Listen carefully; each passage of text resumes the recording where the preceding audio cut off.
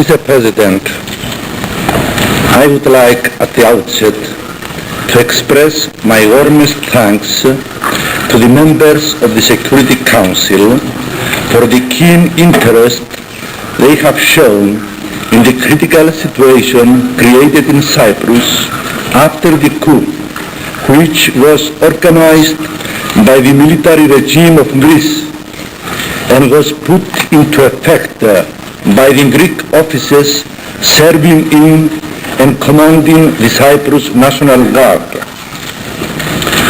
I am particularly grateful that the Security Council has agreed to postpone its meeting until my arrival here to give me the opportunity of addressing it on the recent dramatic events in Cyprus. What has been happening in Cyprus since last Monday morning is a real tragedy. The military regime of Greece has callously violated the independence of Cyprus.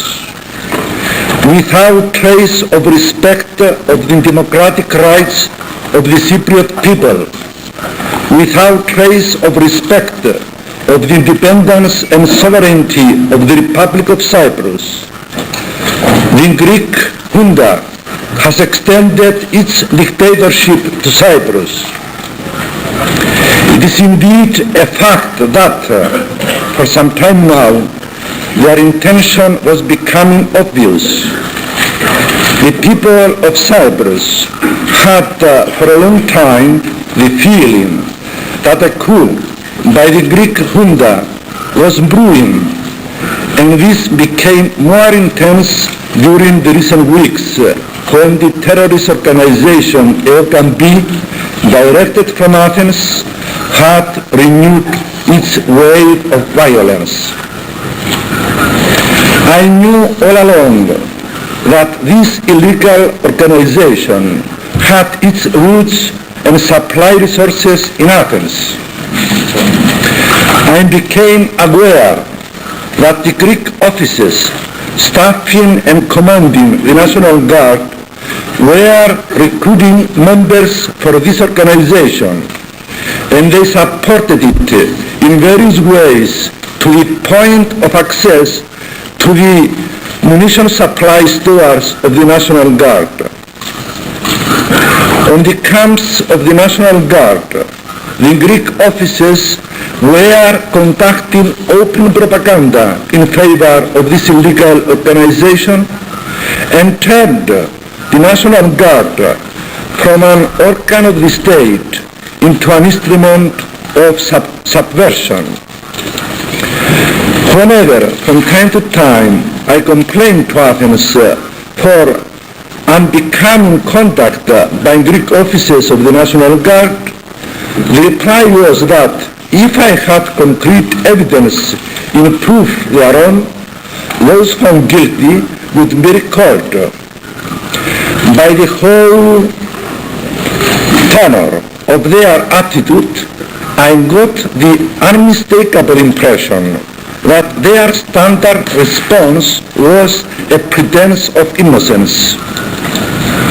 A few days ago, documents came to the hands of the Cyprus police clearly proving that ΕΟΚΑ was an appendage of the Athens regime.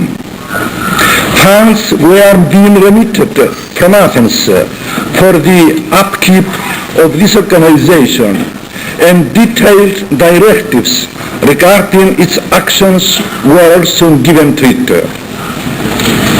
I then found it necessary to address myself a letter to the President of the Greek regime, General Gizikis, asking him to give orders for the cessation of the violence and bloodshed by ΕΟΚΑ and for its dissolution.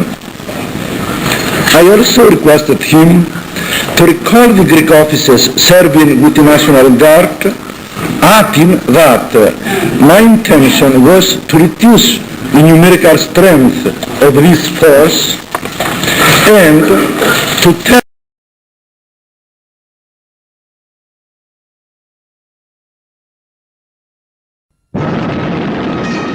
On July 20th, Turkey invaded Cyprus. Mr. Ecevit, the Turkish Prime Minister, describes the invasion as a simple peace operation aimed at restoring the status quo. Within 3 days, a ceasefire is called. The Greek junta collapses and Greece returns to democracy. Samson resigns and is replaced by Glafkos Clearidis as acting president.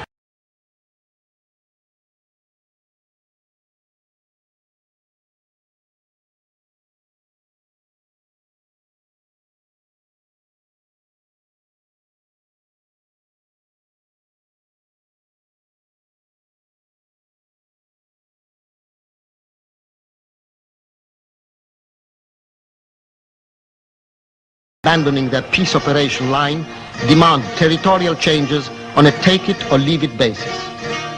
On August 14th, Turkey attacks again.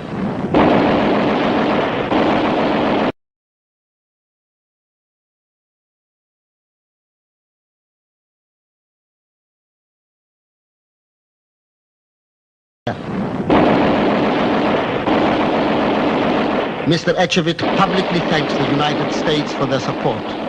In a fever of anti-Americanism, Greece withdraws from NATO. The third guarantor power, Britain, with air force and troops on the spot, sticks to her policy of strict non-involvement. Unopposed, the Turkish planes wreak havoc in towns and villages. Napalm bombs burn forests and civilians, and the roads fill with refugees who flee from their homes in terror. Within 3 days, the Attila Line, as the Turks chose to call it, has slashed Cyprus in two.